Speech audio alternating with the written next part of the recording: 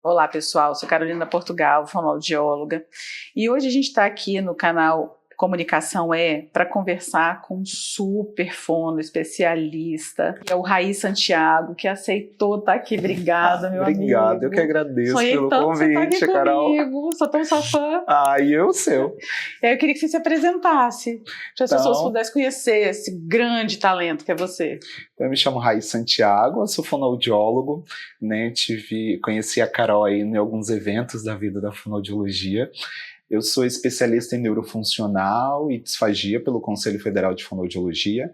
Sou certificado em fonoaudiologia do sono pela Associação Brasileira do Sono e tenho meu mestrado também em neurociências pela Universidade Federal do Espírito Santo. Pouca coisa não. E é o único fono do estado especialista em sono. Isso. Hoje existe uma certificação em fonoaudiologia do sono, que ela é realizada pela ABS, que é a Associação Brasileira do Sono, e atualmente aqui no estado sou o único fonoaudiólogo certificado em sono e o único rapaz que existe dentro do grupo do Brasil inteiro. Jura? Juro. Olha, parabéns, que Obrigado. massa! Só tem eu hoje, né? Esse ano tem uma nova prova, então acredito que possa ser que novos colegas entrem aí para o nosso time. Mas de qualquer forma já é o pioneiro. Isso. E atualmente o único.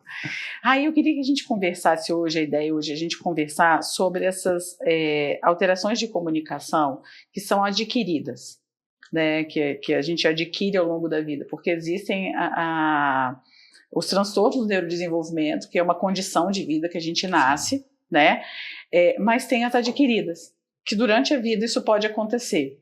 Isso. E aí você, como especialista na neurofuncional, eu queria que você tenha uma ampla experiência com o hospital, com a alteração adquirida de comunicação e motora também, orofacial nesses casos, que você falasse um pouquinho para a gente sobre isso. Perfeito.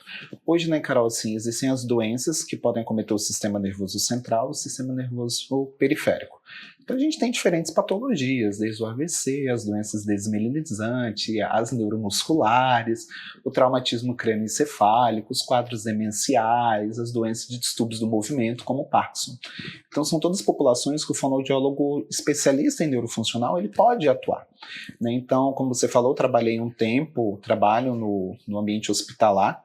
Então a gente sabe que, por exemplo, o AVC, até 60% dos pacientes quase, eles podem apresentar uma dificuldade de deglutição, a disfagia.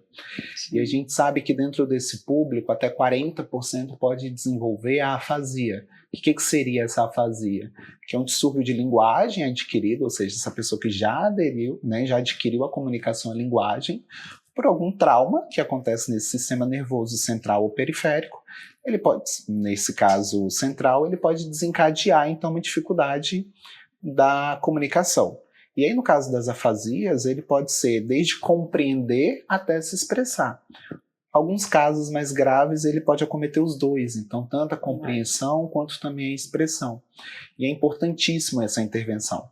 A gente estava até conversando, né, um pouquinho antes, que é exatamente o que a gente precisa pensar assim, definir por onde que às vezes a gente vai começar. Sim. Porque, por exemplo, nos quadros com acidente vascular cerebral, como eu falei, até 60% pode ter uma dificuldade de deglutição e até 40% pode ter uma dificuldade de comunicação. Então, quando que eu vou começar? Por onde eu vou começar? Claro que a gente sempre vai tentar reabilitar os dois ao mesmo tempo.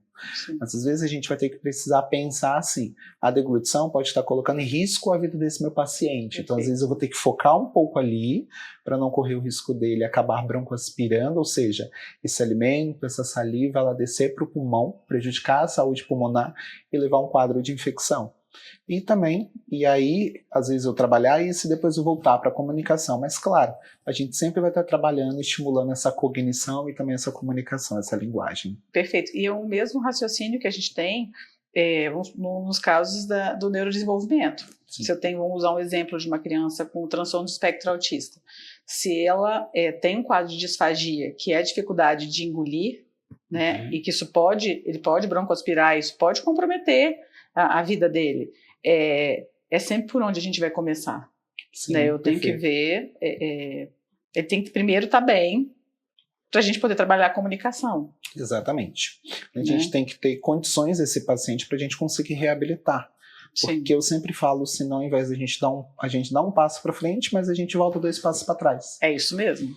Porque se você pensa, por exemplo, o paciente com, às vezes, doença neurológica, por exemplo, um paciente que teve um AVC, é um paciente que já passou por um período de internação, ele já teve perda de massa muscular, teve quadro de reinfecção, às vezes, do ambiente hospitalar, é um paciente que clinicamente está debilitado.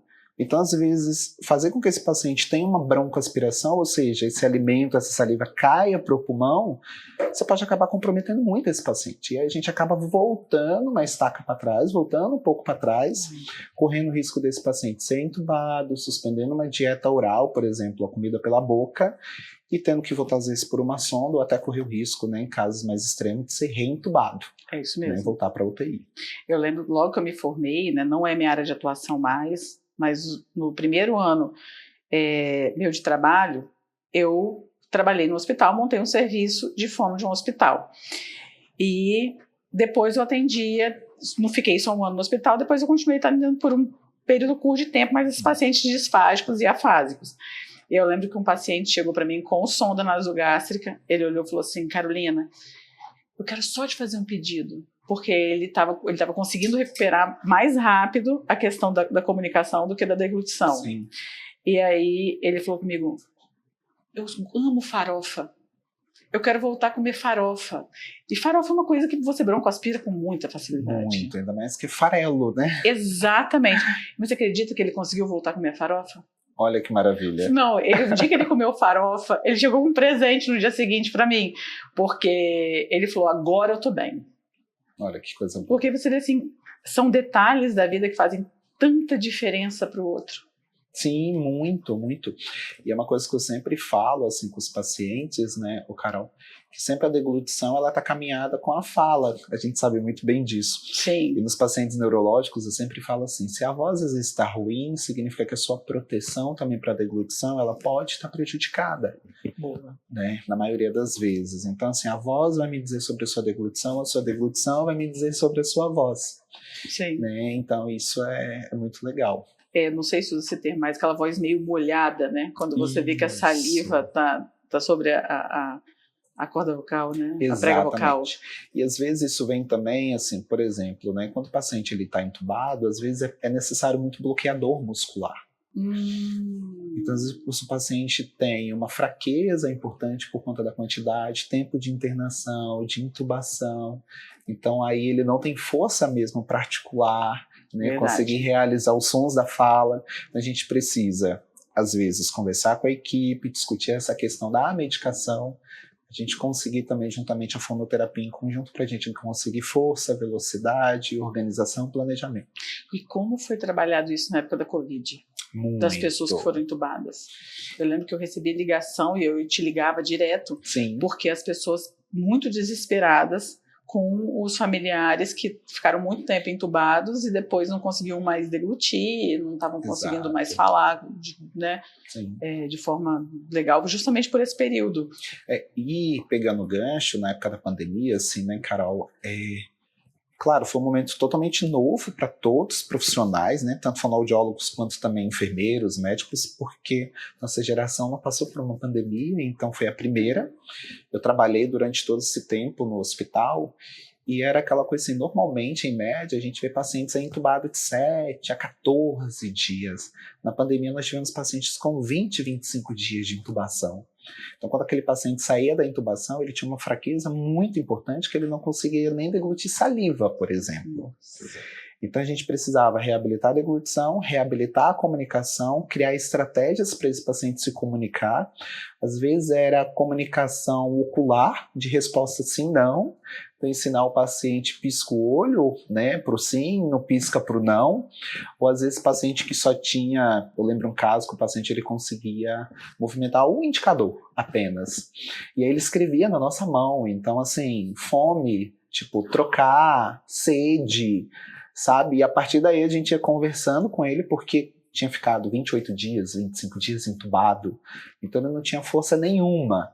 E era um paciente, claro, além disso, estava na traqueostomia. Então, assim, estava ainda em suporte ventilatório. Então, ou seja, era um paciente que realmente não tinha como se comunicar. E a gente ia criando estratégias a partir disso e vendo como que a gente conseguiria se comunicar e ver a necessidade daquele paciente. E como que você lida no seu dia a dia? A gente pensando hoje assim, graças a Deus a gente não tem mais essa questão da Covid, mas com os casos de traumatismo crânioencefálico, de afasia, que eles estão nesse quadro ainda na UTI ou estão no leito de internação, que eles estão com dificuldade de se comunicar. Como que é esse dia a dia seu, Raí? Assim, como que você faz para poder adequar a comunicação? Eu sei que ela vai ter que ser muito particular, ela é muito individualizada, tenho certeza disso. Acho que um segredo da comunicação alternativa é você entender que cada pessoa tem uma necessidade particular para aquilo, é adaptar para a realidade deles. Sim. Mas de forma geral, assim, como que você faz isso? Carol, eu sempre tento, assim, quando surge uma avaliação para a gente ir até esses pacientes, na maioria das vezes, quando eles estão na unidade de terapia intensiva, na UTI, eu avalio esse paciente, eu sempre volto no horário do almoço. Aí por que no horário do almoço? Porque é o horário da visita. Então, para conhecer aquele paciente, então assim, saber dos gostos dele, o que ele gostava, o que ele não gostava, qual o nome do filho, qual o nome da esposa, dos filhos, os familiares que estão ali. E aí a gente começa orientando também essa família e às vezes trazendo, falando para eles sobre o quadro daquele paciente. Porque a gente sabe que alguns pacientes, por exemplo, com afasia, com a prática, a gente costuma ver assim, a gente olha aquele paciente e fala, esse é um paciente afásico, que tem uma dificuldade de comunicação linguagem, por exemplo, de expressar. Eu sei que esse paciente, se a gente estimular, ele vai voltar rapidamente. Mas às vezes eu olho para aquele paciente aí pensando no local da lesão, a extensão da lesão, a gente já tem uma proporção assim, esse paciente talvez seja um paciente que não vai voltar com uma comunicação, uma linguagem totalmente plena. Então a gente vai precisar de uma prancha de comunicação, de alguma alternativa de comunicação para esse paciente. Então às vezes a gente treina com esses pacientes, na verdade, as necessidades básicas. O sim, o não, fome, sede, vontade de ir ao banheiro, porque às vezes esses pacientes eles não vão ser totalmente reabilitados da parte da linguagem, a gente vai conseguir. Sim. E aí, claro, hoje, né, existem assim, diferentes meios, então claro, no hospital a gente não consegue fazer, mas por exemplo, existe a neuromodulação hoje para afasia, que é um outro método, né, que vem também para agregar juntamente da fonoterapia para a gente ter ganho com esses pacientes. Então assim, no hospital a gente não consegue, então, né, mas fora, quando esse paciente às vezes sai dali de alta hospitalar, a gente consegue, estimula a família, orienta sempre a manter esse acompanhamento fonoaudiológico. E aí também vai depender muito. Às vezes a gente observa que esse paciente tem um prejuízo linguístico ali e ele tem um prejuízo cognitivo. Então, às vezes a gente associa, né, pede assim um neuropsicólogo, às vezes a gente pede terapeuta ocupacional, para a família também dar uma procurada, assim, para a gente fazer esse tratamento em conjunto, para a gente estimular o quanto antes. Eu sempre falo com os pacientes que todas as vezes, por exemplo, eu estou dando quadro do AVC, porque na afasia é onde mais aparece, né? Sim. Mas eu sempre oriento os pacientes, assim, os 3 primeiros meses são cruciais para a reabilitação da neuroplasticidade, onde o cérebro está se remodelando, né, para assumir aquela função que foi perdida. Então a gente precisa fazer o quê? Estimular esse paciente. O máximo que a gente conseguir. Então eu sempre falo, estimular o paciente em todo momento. Por mais que às vezes você vai dar um copo, ele saiba que isso é um copo, reforce com ele. Olha, vamos beber água no copo, aqui está o seu copo de água. Sabe, você reforça a mesma informação de diferentes formas. Sim. E você está estimulando a linguagem desse paciente. Perfeito. Quando você está no quadro de TCE, porque são quadros que também me impactam muito, e muito jovem, a gente vê que o TCE, o traumatismo crânioencefálico, muitos por acidente automobilístico, sim, que a gente vê, né, que acontece com mais frequência com o público jovem, e quando eles não perdem a cognição. A gente sabe que o potencial da gente conseguir reabilitar a comunicação, mesmo sendo com a comunicação alternativa, é muito maior, porque ele tem cognição para conseguir compreender o que a gente está falando, porque quando perde a cognição, a gente tem rebaixamento da cognição, a gente sabe que piora. Como que você faz nesses casos, Raí? Como que é a reabilitação desses casos, com esses pacientes jovens de TCE? Tá. Esses pacientes jovens, claro, assim, quando a gente pensa nesses pacientes, a gente sempre pensa assim, o maior estímulo possível que a gente conseguir para ele é mais importante. Por exemplo, se for um paciente que tem um acometimento mais à expressão, claro, a gente sempre orienta, assim, fonoterapia para a família, sem parar. A gente pensa todos os meios de estímulos, então, como eu falei, quando é paciente muito jovem, a gente sempre orienta, assim, outros estímulos cognitivos, quando o cognitivo está prejudicado, né, a parte da terapia ocupacional também, para a gente conseguir associar, pensar em estratégias para o dia a dia daquele paciente, e, cara, o estímulo contínuo. Eu sempre falo que os pacientes com TCE, por exemplo, o paciente jovem, é aquele paciente que o cérebro ainda é muito novo, né? Então a neuroplasticidade ela é muito grande.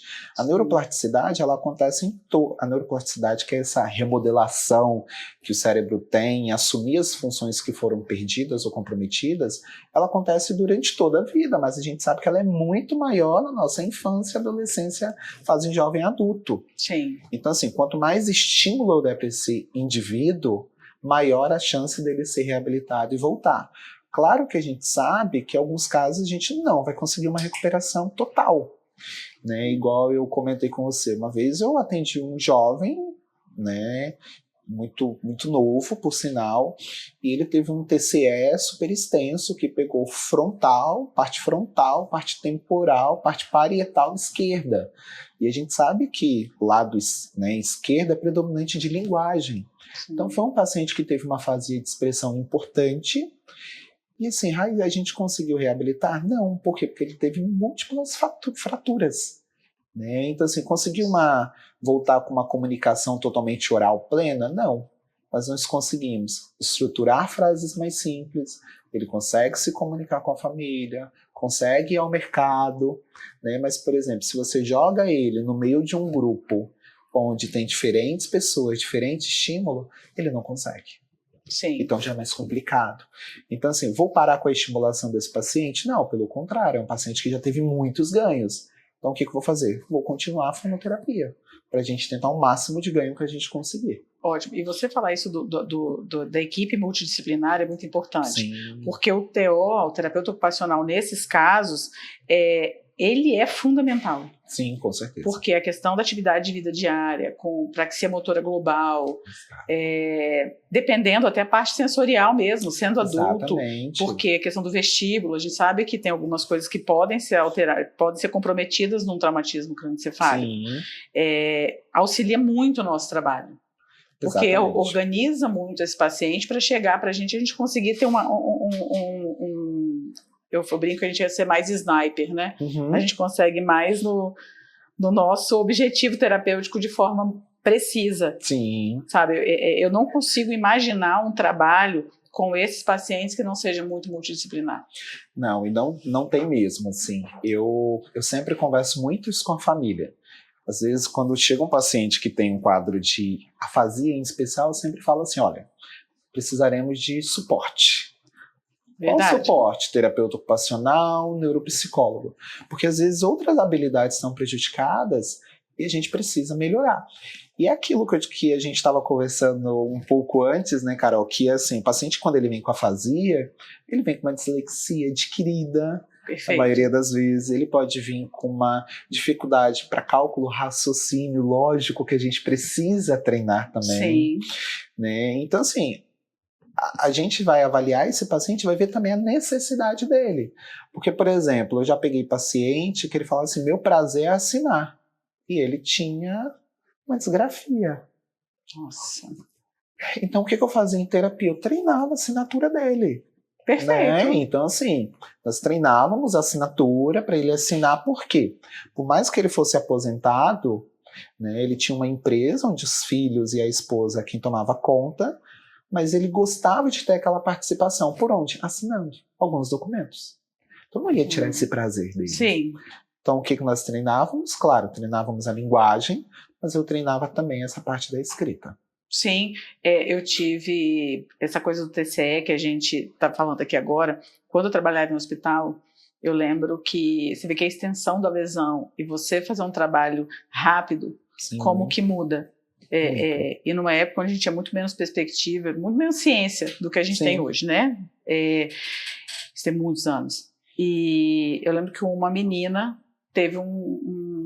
foi atropelada, uma menina de 16 anos, uma adolescente, e ela teve disfagia, afasia, ela perdeu todos os movimentos, ela foi tracostomizada, a gente não sabia como que ela ia, assim, o que ia ser.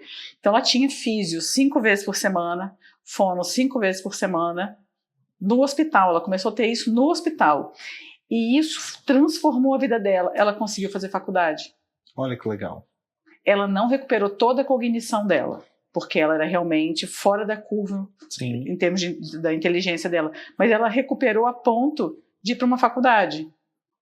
Num outro caso, eu já tive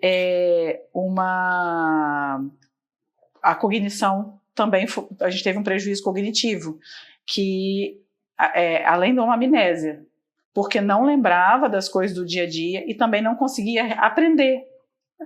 Não sabia mais a coisa da dislexia adquirida. Ler, escrever, teve um prejuízo global muito grande. sim. Então, assim, embora também tenha tido muito acompanhamento, mas conseguiu voltar a falar. Legal. Entendeu? Então, assim, como que a atuação, a extensão da lesão, mas uma atuação rápida proporciona uma vida diferente. Sim. Depois para esse sujeito. Total. Eu tenho 2 exemplos, cara, pegando o gancho no que você falou, que um foi de um paciente que eu lembro que ele entrou em contato comigo no feriado. Era um feriado numa quinta-feira, e ele me procurou assim, se eu iria atender na sexta-feira. Porque normalmente a gente não atende, né? Acaba emendando ali. Uhum. E aí a esposa falou comigo, e aí eu acabei não respondendo, porque era um feriado, e a esposa mandou mensagem, falei, alguma coisa, falei, eu acho que eu preciso ver esse paciente, porque ela tá mandando mensagem, e ele também precisa saber o que é. E era um paciente super jovem, de menos de 40 anos, Nossa. Que havia tido um AVC, havia tido alta naquele dia, e por indicação do neuro era para começar a fono o quanto antes. E era um paciente super jovem, ele era gerente bancário. Né? Então, assim, ele teve um quadro de afasia, veio uma dislexia associada. Nossa. E era um paciente, assim, no auge da carreira, né, da vida profissional, pessoal, tinha um filho pequeno. E aí nós conseguimos reabilitar, então atendi ele no dia seguinte, fiz a avaliação, começamos, e depois de 3, 4 meses ele conseguiu voltar. Isso foi sensacional, porque assim... Máximo, rápido. Foi um AVC no paciente jovem, numa extensão menor, mas a gente conseguiu recuperar, conseguiu melhorar a comunicação, a parte da leitura, a parte da escrita, a fala, e esse paciente conseguiu voltar à sua rotina, às suas atividades. A vida laboral dele voltou? Tranquilamente, 100%. Esse tempo atrás me mandou uma mensagem contando como estava, falando que estava ótimo, muito bem, fiquei muito feliz, né, e conseguiu seguir normalmente. Agora já teve casos de eu pegar um AVC, por exemplo, como você falou, mais extenso, numa senhora, né? Muda tudo. Muda tudo. Então, assim, como eu falei, a neuroplasticidade, ela está acontecendo, mas a gente sabe que acontece numa proporção menor, tem o fator idade, diminuição de massa, né, cerebral, que a gente também vai perdendo. Sim. Eu falei, então, tudo. Então, assim, a extensão, o local do AVC, e a gente não conseguiu já uma comunicação por boca, né, assim, oral. Então, a gente pensou mais o quê? Em prancha de comunicação. Perfeito. Então, e aí entra numa outra coisa que a gente tem que pensar, a questão até de nível de escolaridade dessa pessoa de tecnologia. Porque uma geração que é mais velha também não tem, não lida bem com a tecnologia. Quem é mais velho, não. É difícil. Sim, nós tentamos softwares, aplicativos, e no final das contas nós partimos para uma prancha de comunicação simples. Sim. Porque ela realmente, assim, o iPad era mais difícil, pelo celular era mais difícil, né? Teve um prejuízo cognitivo associado, mas assim, hoje consegue uma comunicação com a família por meio da prancha de comunicação, mas consegue se comunicar quando está com fome, quando precisa ser trocada, quando quer tomar banho, quando ela está cansada. E eu até coloquei uma imagenzinha a mais, que era assim, saco cheio, que ela sempre falava, porque quando tinha muita gente, e ela falava assim que estava de saco cheio porque tinha um cansaço mental.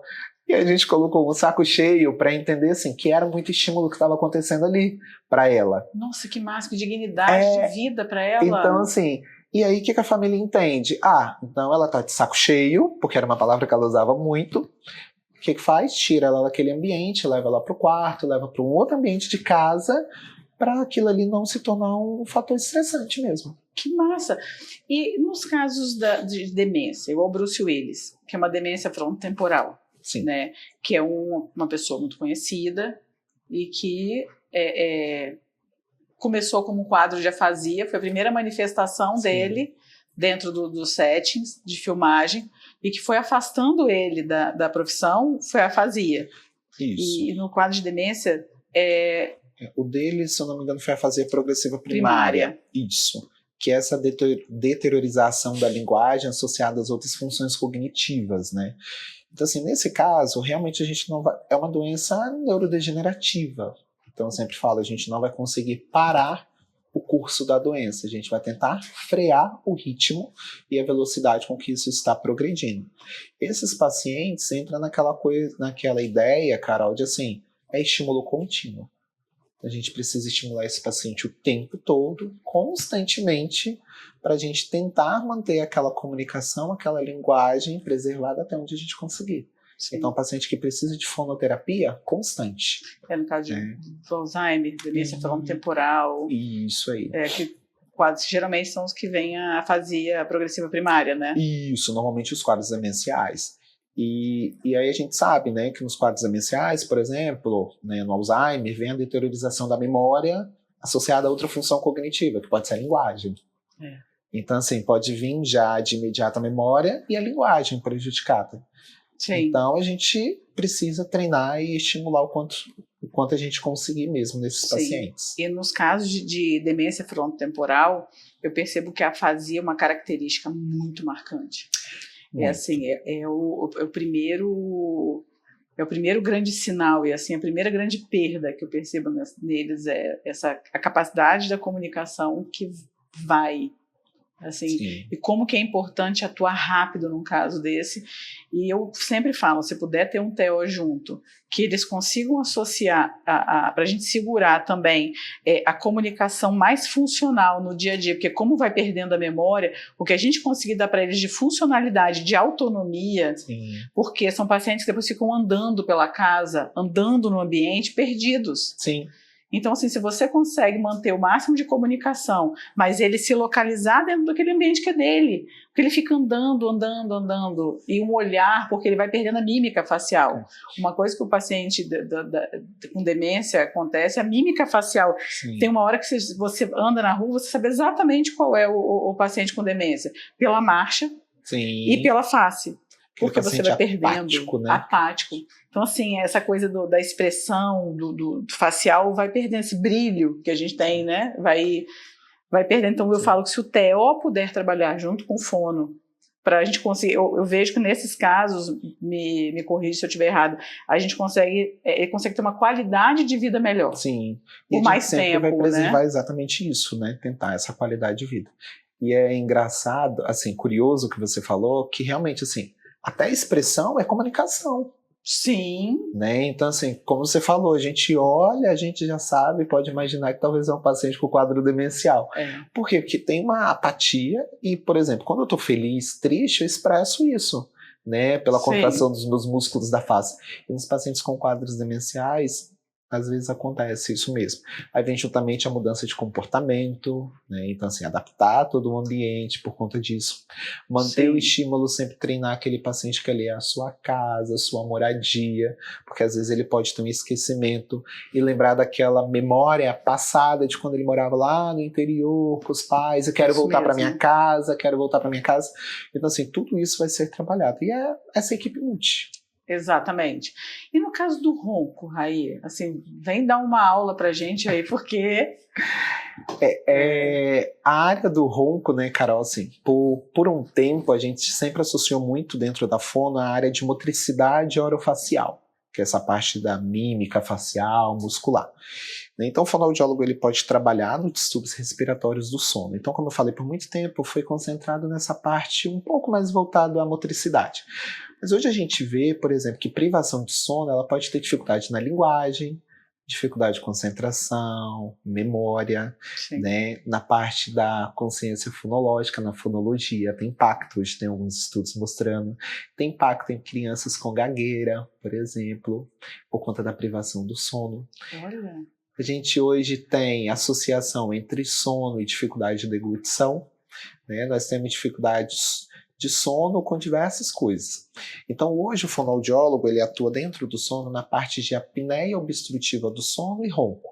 A apneia obstrutiva basicamente é quando você dorme, você tem um relaxamento muscular onde você tem um colapso dessa musculatura e você para de respirar, né? Então isso pode ser desde uma fraqueza muscular, tipo de língua, de palato mole, de úvula, campainha ali na nossa garganta, ou até mesmo uma alteração crâniofacial, por exemplo. Já o ronco é quando o ar ele tenta passar no meio desse obstáculo. Então ele passa no meio do obstáculo, tem uma vibração da musculatura, por exemplo, a nossa campainha, a úvula, e aí produz aquele ronco. Então hoje o fonoaudiólogo ele pode trabalhar tanto no paciente que tem ronco e apneia, né? E aí pode ser o paciente que tem apneia obstrutiva, o paciente que tem ronco associado, o paciente que só tem ronco, que a gente fala que é o ronco primário. Existem aqueles pacientes que só ronca e não tem apneia. O tratamento... Seria mais simples de tratar, pensando...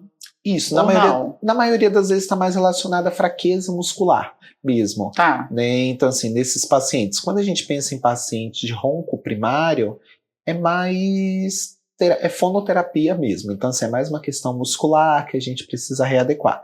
E aí o fonoaudiólogo, o profissional que for atender, precisa ter o domínio de todos aqueles músculos que a gente lembra, a gente Sim. conhece na faculdade, né? Então, genioglosso, ioglosso, estiloglosso, palatoglosso, né? Os músculos da língua. Por quê? Para você conseguir entender qual o objetivo que você precisa readequar daquela musculatura.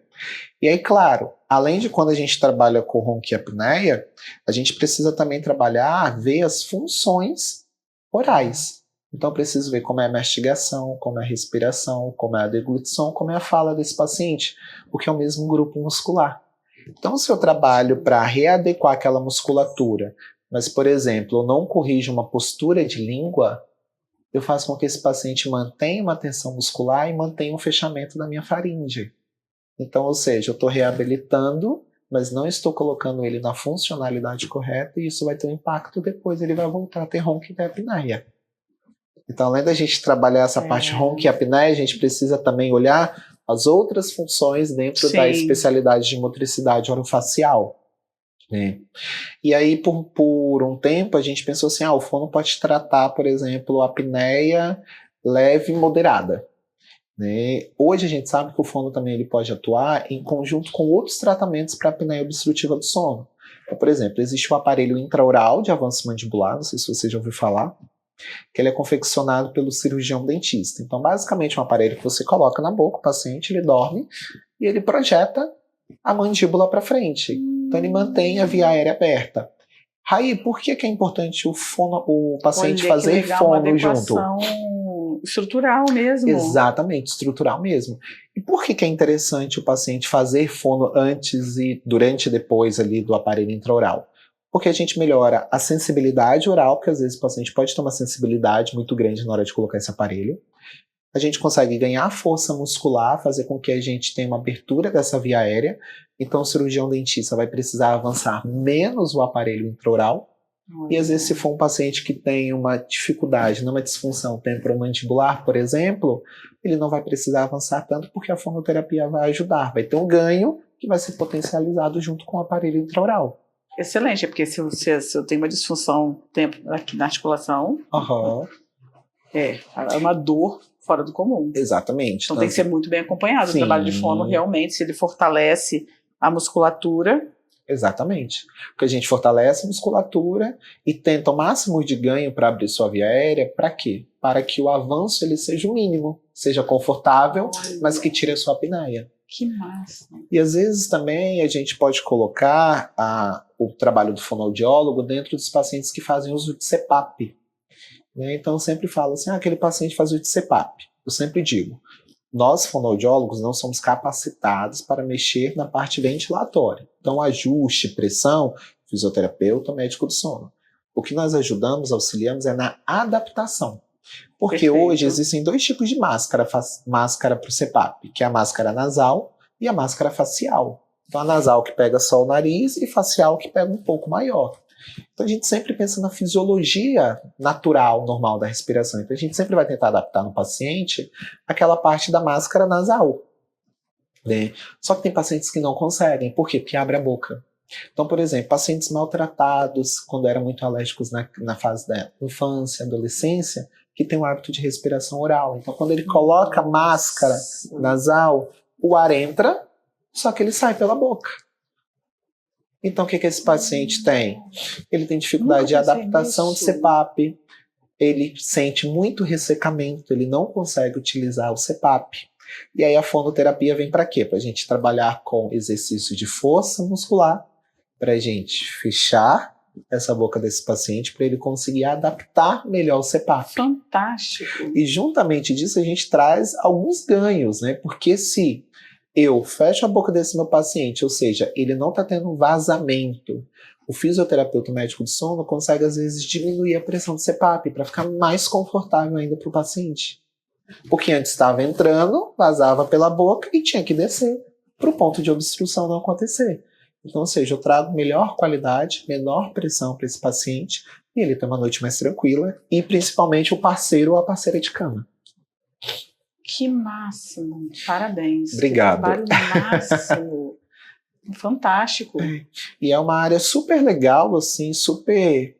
Eu vou usar a palavra nova, porque agora, né, tá em alta. Não está em alta assim, mas é porque as pessoas têm uma preocupação maior em cuidar do sono. Por exemplo, a apneia do sono, a prevalência é de 33% da população. Então, ou seja, 3 a cada 10 pessoas. É muita gente. É muita gente. O bruxismo também é tratado como distúrbio de sono? Existe o bruxismo, sim. Quando vai fazer, tem um exame que a gente chama de polissonografia, né, que é o exame para avaliar o sono. Então, sim, existe o bruxismo, onde esse paciente ele tem um apertamento, esse ranger dos dentes noturno. Então, por exemplo, às vezes o cirurgião dentista, quando ele solicita a polissonografia, ele pode pedir para colocar o aparelho medidor no masseter, para ver se o paciente está tendo bruxismo do sono. Que aí pode ser, sim, um distúrbio do sono, o bruxismo também. Olha. Então, ele pode pedir para colocar, exatamente para verificar se esse paciente está tendo bruxismo à noite. Que massa, que massa. Muito legal. No caso de agora, a gente vai para outra esclerose lateral amiotrófica. Esclerose lateral. A esclerose lateral, Carol, eu sempre falo que ela é assim, o que nós aprendemos nas outras doenças, a gente faz um pouco diferente na esclerose lateral amiotrófica. Então, por exemplo, nós sempre aprendemos que assim, paciente no ventilador, ventilação mecânica, ele não come e ele não fala. Mas na esclerose lateral amiotrófica a gente abre uma exceção. A esclerose lateral ela entra no grupo de doenças neuromusculares. Né? Então a gente sabe que esse paciente ele pode ter a fase ali de acometimento medular, de fraqueza muscular, e depois de tronco, onde começa a entrar o prejuízo da disfagia, da dificuldade de deglutição e da parte respiratória, o comprometimento. Então esses pacientes acabam evoluindo para traqueostomia, ventilação mecânica. Sim. Né? E qual a importância do fonoaudiólogo? Fazer, como eu falei, uma doença neurodegenerativa, a gente não consegue frear a doença, mas a gente estimula para tentar prorrogar isso o quanto a gente conseguir, para não tirar a comida desse paciente, o prazer, e nem o prazer de comunicar. Porque a ela, né, a esclerose lateral, o paciente cognitivamente está preservado. Sim. Né? Então, assim, ele não tem um prejuízo cognitivo. Então, ele está consciente de tudo que está acontecendo ali dentro com ele. Né? E, então, quando esse paciente vai para tráqueo, por exemplo, que ele precisa de um suporte ventilatório, a gente consegue adaptar o que a gente chama de válvula fonatória, que é uma pecinha pequena, e aí um trabalho junto fonoaudiologia, fisioterapia, que vai mexer nos parâmetros ventilatórios, e a gente consegue adaptar onde esse paciente ele consegue falar e comer usando o ventilador. Muito né? bom isso. Então, assim, quanto tempo o Raí ele vai conseguir comer e falar? Depende de paciente para paciente, depende do processo de reabilitação. Então, por exemplo, eu já peguei pacientes onde ele conseguia ficar 15 minutos na válvula fonatória. Então, o momento que ele conversava durante o dia, ali era o momento que eu e o físio, atendíamos esse paciente, conversava, comia, tinha aquele momento ali de prazer, qualidade de vida, depois nós tirávamos e depois, durante o outro momento que não estava a fono ou fisioterapeuta, ele utilizava do rastreador ocular. Perfeito. Né? Que é aquele mais com desvio ocular para se comunicar com a família. Chega um momento, pode chegar até um momento, Carol, que realmente esse paciente não tolerar mais a válvula fonatória. Então a gente acaba partindo mais para o rastreador ocular, né, de geral, assim, de uma forma mais permanente, um pouco. Por quê? Porque a válvula fonatória, esse paciente ele tem que estar bem. Porque pensa comigo, quando eu adapto a válvula fonatória, né, eu falo assim, a traqueia ela é um tubo. Uhum. Eu coloquei a traqueostomia, tem um balão cuff do lado, que a gente Sim. coloca para o ar não sair. Na válvula fonatória, o que acontece? O ar entra no ventilador e na hora de sair, o cuff tem que estar desinsuflado e sobe para o paciente falar. Tá. Então, se é um paciente que não tem proteção, não tem força, a questão muscular está ruim, é um paciente que não pode ir para a válvula fonatória. Sim. Porque senão a gente corre o risco dele broncoaspirar, incoordenar e vir a óbito. Sim. Então, assim, é muito bem selecionado também qual paciente que vai para a válvula fonatória ou não. Né? Então, assim, tem que ter um critério muito tem que ter um critério, rígido. Isso, e até mesmo para saber da saúde pulmonar dele como que tá, para ver se ele consegue também adaptar. Então, assim, tudo isso vai ser investigado, vai ser avaliado. E aí, a partir daí, se ele consegue tolerar, a gente mantém a válvula fonatória.